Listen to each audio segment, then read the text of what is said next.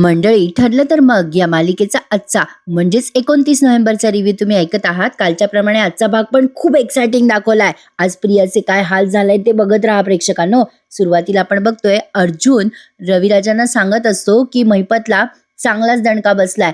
आता तेवढ्यात अर्जुनला कोणाचा तरी फोन आलाय. तो फोनवर म्हणतो, काम झालं का? रविराज म्हणतात, काय रे अर्जुन, कोणाचा फोन आहे, कसलं काम केलंय तू? आता अर्जुनने झालेला सगळा प्रकार रविराजांना सांगितलाय की त्याने कसं महिपतला आज धमकवलं, त्याच्या घरी जळतं लाकूड टाकलं आणि त्यावर 22 वर्षापूर्वी असं लिहिलं.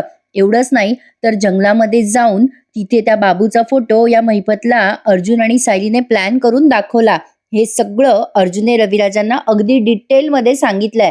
महिपत आता कसा घाबरलाय, पुढे तो काहीही करू शकेल, हे सगळं सगळं कळलंय आता रविराजांना. आता इकडे बघा, प्रियाचा सीन जबरदस्त रंगवलाय. प्रिया खूप घाबरलेली असते. प्रिया म्हणत असते, काका काका मी काही केलेलं नाहीये. अण्णा सर मला का मारताय तुम्ही, का का मारताय मला?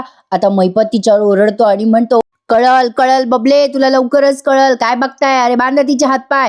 प्रिया ओरडत असते जीवाच्या आकांताने, नाही नाही नाही नाही, सोडा सोडा मला, माझे हातपाय बांधू नका. पण महिपत कशाचा ऐकतो. महिपतने प्रियाचे हातपाय खरंच बांधलेत. आता महिपत खड्ड्यामध्ये बघतो बरं का वाकून आणि हसायला लागतो मोठ्याने. आता प्रिया महिपतला म्हणते, नाही नाही नाही नाही अण्णा सर, नाही नाही. आता अण्णाने मागचा पुढचा विचार न करता प्रियाला त्या खड्ड्यामध्ये जोरात ढकललीये. असला सॉलिड दाखवलाय ना प्रेक्षकांनो, कमाल आहे या कलाकारांची हे सगळं दाखवण्याची.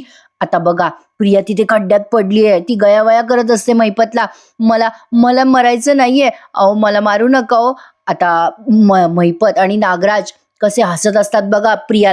प्रिया म्हणत असते, मला बाहेर काढावं अण्णा सर, मला नाही मरायचंय. महिपत तिला म्हणतो, तुला बाहेर काढू? मग तू हे सगळे तमाशे कशाला केले, तुला मरायचं नव्हतं ना, कशाला केलं हे सगळं?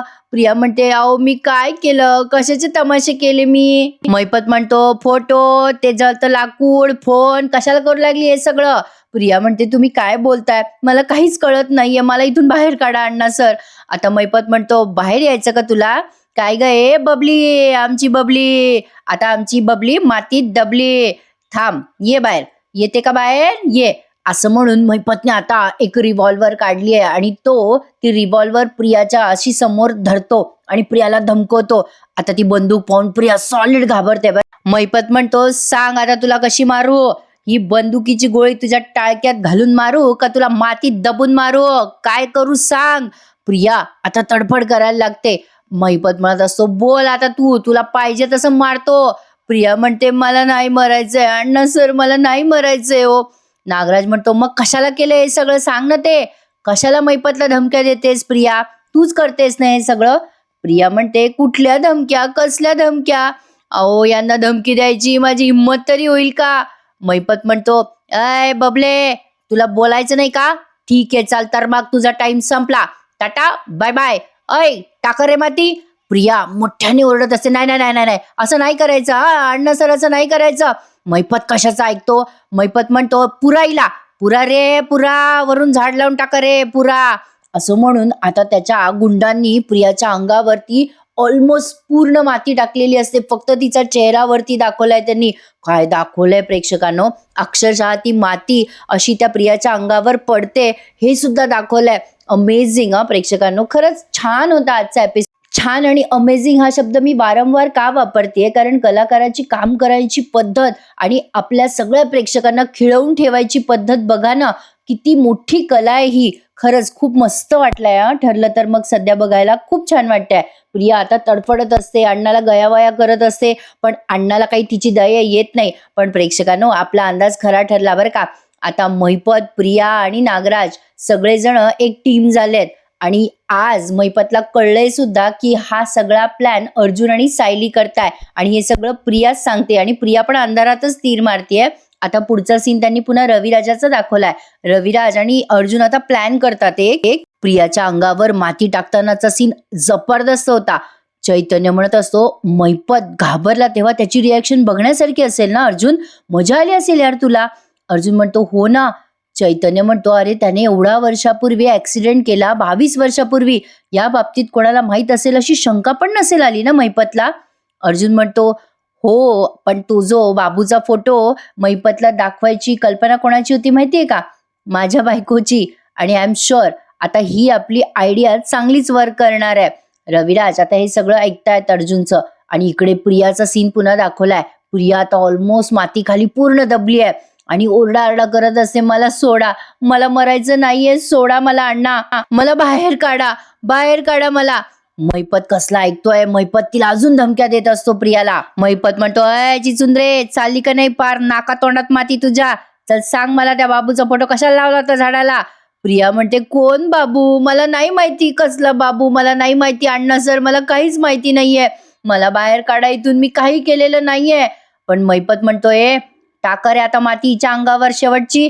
अय चिचुंद्रे, शेवटची संधी देतोय, चल सांग मला हे सगळं तू करत होती का नाही. आता मैपत काहीच बोलत नाही आणि अचानक प्रिया म्हणजे काही सेकंद शांतता पसरलेली आहे बरं का, आणि प्रिया आता मोठ्याने हसायला लागते. व्हॉट अन ऍक्टर यार प्रेक्षकांनो, काय दाखवलंय. आता प्रिया इतक्या मोठ्याने हसते, मैपतला कळतच नाही की हिचा जीव चालला आणि ही काय दात विचकटून हसते. मैपत चिडतो आता आणि म्हणतो, अय बंदुकीची मागची बाजू अशी दाताडावर हाणाल ना तुझ्या, का ते दात घशात जातील तुझ्या.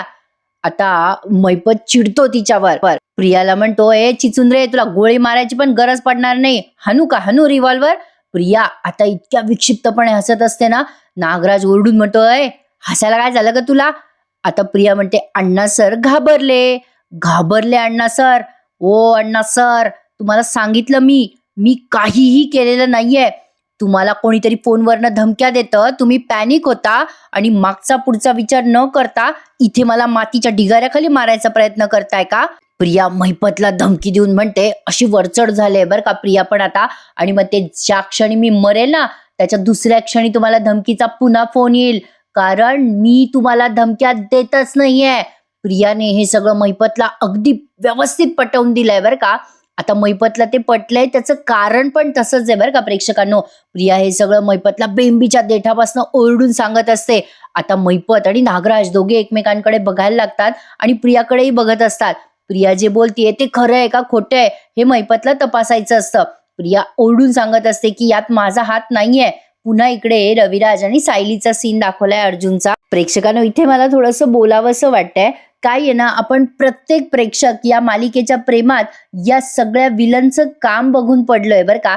म्हणजे इथे मला मुद्दाम हे नमूद करायचंय तुम्हाला, हे खरं आहे, या मालिकेमध्ये मैपत, प्रिया, नागराज काय कॅरेक्टर दाखवलेत ना, आणि त्यातनं मालिकेची कथा अतिशय अमेझिंग. त्यामुळे आपण पहिल्यापासून या मालिकेच्या प्रेमात आहे. आता मालिकेमध्ये चढ उतार होत राहतात, कुठल्या मालिकेत होत नाहीत, जसे आपल्या आयुष्यात होतात.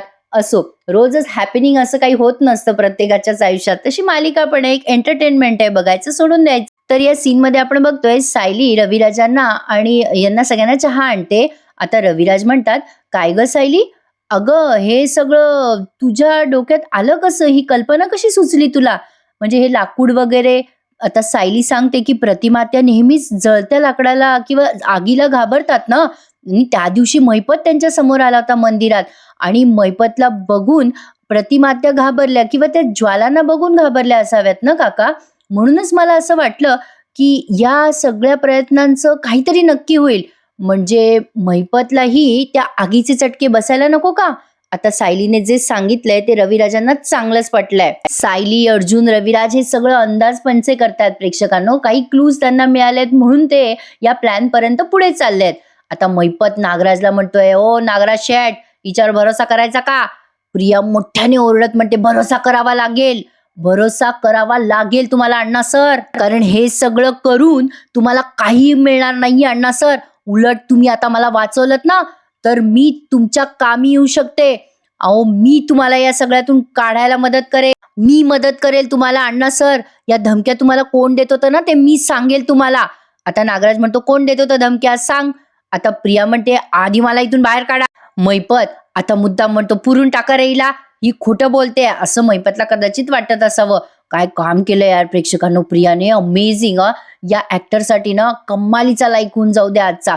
आता प्रिया म्हणते मैपतला, नाही, थांबा, मी सांगते, मी सगळं सांगते तुम्हाला. आता प्रिया हे सगळं कसं सांगते बघा. आता म्हणते, हे बघा, हे सगळं मलाही अजून माहित नाहीये, पण मला असं कळलंय की हे सगळं सायली आणि अर्जुन करताय. मैपत हे सगळं ऐकतो आणि आश्चर्यचकित होतो. काय, तो सुभेदार, असं म्हणून आता तो नागराजकडे बघायला लागतो बरं का. आता इकडे बघा प्रेक्षकांनो, या सगळ्या गोष्टीचं कनेक्शन आता लवकरच अस्मिताच्या नवऱ्याला लागणार आहे. म्हणजे आता महिपत अस्मिताच्या नवऱ्याला या सचिनला सॉलिड त्रास देणार आहे आणि आता हा वाघाच्या गुहेत शिरलाय. इकडे साक्षी फोनवर कोणाला तरी म्हणत असते, एवढा का उशीर लागतोय तुम्हाला लोकेशन ट्रेस करायला? बेसिक काम आहे, तुम्हाला फोनचं लोकेशन शोधायचंय. किती पैसे हवेत तुम्हाला सांगा मला, मला ताबडतोब त्या फोनचं लोकेशन द्या. आता हिने सचिनचं लोकेशन ट्रेस करायला सांगितलं आणि दुसऱ्या क्षणाला तिला ते येतं सुद्धा. आता इकडे पुन्हा महिपत आणि प्रियाचा सीन दाखवलाय. महिपत म्हणत असतो, काय तो सुभेदार? प्रिया म्हणत असते, हो हो, अर्जुन आणि सायली या दोघांचं गेल्या काही दिवसापासून काहीतरी प्लॅनिंग सुरू आहे, पण कशावरून हे सगळ्याचं प्लॅनिंग ते करत नसतील. आता महिपत म्हणतो, अगं ए चिचुंद्रे, ते माझ्या मागं कशाला लागतील? अरे ती केस संपली, माझी लेक मेली, आता त्यांना माझ्या मागं लागून काय मिळणार आहे? संपली आहे ना ती आश्रम केस, आता माझ्या मागं लागून त्या सुभेदाराला काय मिळणार आहे? आता प्रिया सांगते, पण त्या अर्ध्या मेंदूला सगळं आठवायला लागलंय ना अण्णा सर. अहो तो तो कशावरून, म्हणजे कशावरून तिला तो ऍक्सिडेंट तुम्ही केलाय ह्या आठवलं नसेल? आता महिपत आणि नागराज घाबरतात बरं का. आणि महिपतला आता क्लू लागतो की ही जे बोलतीये प्रिया ते खरं आहे. महिपत रिसेंटली प्रतिमा आत्याला भेटला हे महिपतला आता आठवतं आणि महिपतच्या लक्षात येतं की हो, ही जे बोलतीये प्रिया ते सगळं नक्कीच खरं असणार. आता प्रतिमा आत्याला सगळं आठवलं, तिथे सायली पण होती, हे सगळं महिपतला आठवतं बरं का प्रेक्षकांनो. काही सेकंद त्यांनी तो सगळा सीन व्हिज्युअलाइज करून दिलाय. महिपत ते सगळं आठवतो. नागराज म्हणतो, ओरे महिपत, अरे हे मात्र खरं आहे, माझ्या वहिनीला ते जुनं पुराणं सगळं आठवायला लागलंय. अरे कशावरून तिला ते ऍक्सिडेंटचं आठवलं नसेल? महिपत असं होऊ शकतं बरं का. महिपत आता नागराजचं बोलणं ऐकून घेतो बरं का आणि विचार करायला लागतो या सगळ्या गोष्टींचा. पुन्हा त्याला प्रतिमा त्या आठवतात. इकडे साक्षी खूप टेन्शन मध्ये असते. तिला काही करून त्या सचिनचं लोकेशन बघायचं असतं, कुठे जातो काय करतो. आणि तिला दुसऱ्या क्षणाला एक फोन येतो. आता साक्षीला फोन आल्या आल्या ती बघते आणि तिला मेसेज पण येतो लगेच, आणि तो मेसेजमध्ये ते लोकेशन पाठवलेलं आहे तिला कोणीतरी. आता ते कोण काय ते दाखवलेलं नाहीये, पण ते लोकेशन बघून ती हादरली आहे. व्हॉट असं ती म्हणते. आता बहुतेक तरी ते लोकेशन तिला सुभेदारांच्या घरचे हे कळलंय. साक्षी ते लोकेशन बघून घाबरते आणि आता साक्षीला ते आठवतं की तिने अण्णाला सांगितलंय की सचिन कधीच परत येणार नाही, आणि तेवढ्या दारावरची थाप वाजते. साक्षी आता खूप मोठा श्वास घेते आणि तो दरवाजा उघडते. आता दरवाजा उघडल्या उघडल्या सचिन म्हणतो, हाय ब्युटिफुल. प्रेक्षकांनो, आता बहुतेक तरी सचिन चांगलाच ट्रॅप मध्ये अडकणार आहे बरं का. साक्षी सचिनला बघून खूपच आश्चर्यचकित झालेली आहे, कारण साक्षीला एक्सपेक्टेड नसतं की सचिन परत तिच्याकडे येईल. आता पुढे काहीही होऊ शकतं. इकडे अर्जुन सायलीचा सीन दाखवलाय पुन्हा. सायली रविराजांना म्हणत असते, काका आता आपल्याला महिपतवर पुढचा हल्ला लगेच करायचा आहे. असा आपल्याला हल्ला करायचा आहे की तो हल्ला त्याच्या वर्मी बसला पाहिजे. चैतन्य म्हणतो, सायली वहिनी, त्या महिपतला ना मी खूप जवळून पाहिलंय बरं का. म्हणजे त्याच्या मनावर घाव करणं एवढं सोपं नाहीये. गेंड्याची कातडी आहे त्या महिपतची. रविराज काही सेकंड विचार करतात आणि म्हणतात, असा माणूस सहजासहजी घाबरू शकत नाही, पण चुका नक्की करू शकतो. आपण ना त्याला चूक करायला भाग पाडूयात. या सगळ्या गोष्टीचा विचार अर्जुन करायला लागतो आणि म्हणतो, अरे सिनियर, आपल्याला असं काहीतरी करावं लागेल जे महिपतसाठी खूप अनएक्सपेक्टेड असेल. सायली म्हणते, पण अशी कुठली गोष्ट आहे जी गोष्ट महिपतला हादरवू शकते? आता या गोष्टीचा विचार हे सगळेजण करायला लागतात की महिपतला आता कसं ट्रॅपमध्ये अडकवायचं, काय करायचं. आता हे सगळे ऍक्सिडेंटचं रिक्रिएशन करणारे प्रेक्षकांना लवकरच, आणि तेही प्रतिमा आत्या सोबत. इकडे महिपत आता म्हणत असतो, नागराज शेठ, अरे तुमच्या वहिनीला सगळं जर आठवत असेल तर तिला विसरायला लावा सगळं. नागराज म्हणतो, अरे असं कसं विसरायला लावू मी महिपत? मी एवढे प्रयत्न करू शकतो की तिला काहीतरी रचवून कन्फ्यूज करू शकतो. नागराज असं बोलल्या बोलल्या महिपत चिडतो आणि म्हणतो, ओ नागराज शेठ, जे जमल ते करा. हा पण तिला काय आठवतं, तुमच्या वहिनीला काय नाही त्याचा अंदाज घ्या. आणि ए बबली, हे बघ, आधीच तू त्या सुभेदार बद्दल बोलली असती तर अशी मातीत दबली गेली नसती ना. प्रिया म्हणते, तुम्ही मला बोलायला काही ठेवलं होतं का वेळ? तुम्ही मला तुमच्या टीम मध्ये ठेवलं होतं का अण्णा सर? तुम्ही काय केलं? मुद्दाम माझं टेन्शन वाढवायला माझ्या खऱ्या मायबापाला घरी पाठवलं. मी तुम्हाला कशाला मदत करणार होते? मग सांगा ना, कशाला मदत करणार होते? पण आता जर आपण एकत्र आलो तर मी तुम्हाला सुभेदारांच्या घरात काय चाललंय हे सगळं तुम्हाला सांगू शकते. प्रिया आता हे बोलून पुन्हा फसली आहे बरं का, असा माझा अंदाज आहे. प्रिया ओरडते मैपतवर आणि म्हणते, "ओ अण्णा सर विचार काय करताय? मला काढा इथून बाहेर काढा. माझा दम कोंडतोय. अण्णा सर काढा मला बाहेर." मग मैपत म्हणतो, "ए काढा रे हिला बाहेर." आता नागराज किल्लेदार, आता बबली लोखंडे आणि मैपत तिघांची आता एक टीम झालेली आहे. "काढा रे हिला बाहेर." आता त्या मैपतचे गुंड हाताने ती माती उकरायला लागतात बरं का. प्रिया आता त्या मातीत दबलेली असताना पण हसतीये आता. काय दाखवलाय प्रेक्षकांनो सीन. अमेझिंग होता. खरंच छान दाखवतायत मालिका सध्या.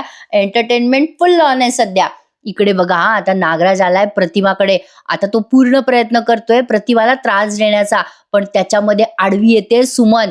आता प्रतिमा त्या तिथे बसलेल्या असतात बिचाऱ्या चहा पीत का काहीतरी करत. नागराज विचार करतो, आता बरं झालं ही एकटी सापडली मला. हिची स्मृती परत येते काय? आता हिला असं कन्फ्यूज करतो ना, हिला जे आठवतंय ते पण ही परत विसरून जाईल. आता मुद्दाम तिथे बसतो बरं का प्रतिमा आत्याजवळ आणि म्हणतो, "काय झालं वहिनी? अगं काय करतेस? चहा पीत होतीस का?" "अगं बसतो हं जरा वेळ इथे." आता प्रतिमा आत्या म्हणतात, "बसा ना भाऊजी, मी आणते तुमच्यासाठी पण चहा." लगेच नागराज म्हणतो, "अगं नको वहिनी मला चहा वगैरे नकोय." "पण काय गं वहिनी? अगं तुला आठवतंय का गं? अगं तू माझ्यासाठी खास आसामवरनं चहा मागवायची बरं का वहिनी." प्रतिमा आत्या म्हणतात, "काय मी?" मग नागराज म्हणतो, "हो अगं, अगं तुझी मैत्रीण नव्हती का आसाममध्ये वहिनी? म्हणजे तुला माहित होतं ना मला चहा खूप आवडतो. तू मुद्दाम मागवायची त्या मैत्रिणीकडनं माझ्यासाठी चहा." अगो घट्ट मैत्रीण होती गं तुझी ती, खूप घट्ट मैत्रीण होती. काय होती बघ त्या आसामच्या मैत्रिणीचं नाव आठवतं का तुला? आठवतं का वहिनी? आता उगाच मुद्दाम त्या प्रतिमा त्याला काहीतरी विचित्र आठवणी सांगतोय बरं का. आता तिकडनं ती सुमन येते आणि विचार करते, का हे मुद्दाम वहिनीशी काय बोलताय? कधी नव्हे ते बरे हसत बोलताय वहिनीशी. आता सुमन असा विचार करते आणि मुद्दाम तिथे नागराजच्या जवळ जाते बरं का, काय बोलतोय ते ऐकायला. नागराज म्हणतो, "का गं वहिनी तुला त्या मैत्रिणीचं नाव नाही आठवते का? बरं जाऊ दे, चहाचं जाऊ दे वहिनी, अगं सोडून दे. अगं आपण असंच गप्पा मारूयात वहिनी भरपूर. अगं खूप दिवसांनी वेळ मिळाला ना निवांत गप्पा मारायला." सुमन म्हणते, "अहो तुमचा पाय टिकतो का गप्पा मारायला घरामध्ये? तो टिकायला हवा ना." नागराज म्हणतो, "काय गं सुमन आता कामासाठी मी काय बाहेर जायचं नाही का?" "अगं काय तू पण." "अगं वहिनी तुला ना मी आता खुश करणार आहे बरं का एक गिफ्ट देऊन."